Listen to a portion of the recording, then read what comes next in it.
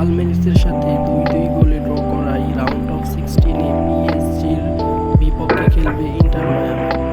ম্যাচটি মেসি বাহিনীর জন্য কঠিন হলেও ইন্টার মায়ামির কোচ মাস্টারোনা বলেছেন, আমরা হিসাব নিয়ে না, টিম নিয়ে খেলব, বিপক্ষ যতই শক্তিশালী হোক। লুইস সুয়ারেজ বলেন, আমাদের প্ল্যান ছিল বোটাফোগোর সঙ্গে খেলা, কিন্তু পিএসজির সামনে শূন্য গোল না করেই প্রতিদ্বন্দ্বিতা করতে হবে। জর্ডি আলবা বলেন, ইউরোপের সেরা দল, তবে আমরা চাই জয় আর লরিয়ানা নিশ্চিত এটা ইতিহাস সৃষ্টি করবে। ম্যাচটি অনুষ্ঠিত হবে ২৯শে জুন রবিবার বাংলাদেশ সময় রাত ১টায়। অপরদিকে ফ্রান্সের এই ক্লাবটি রয়েছে বিশ্বমানের সব প্লেয়ার, নুনো মেন্ডিস, ভলেন্টিয়ার, প্রত্যাশী ডেম্বেলে এবং ওর মতন অসাধারণ প্লেয়াররা।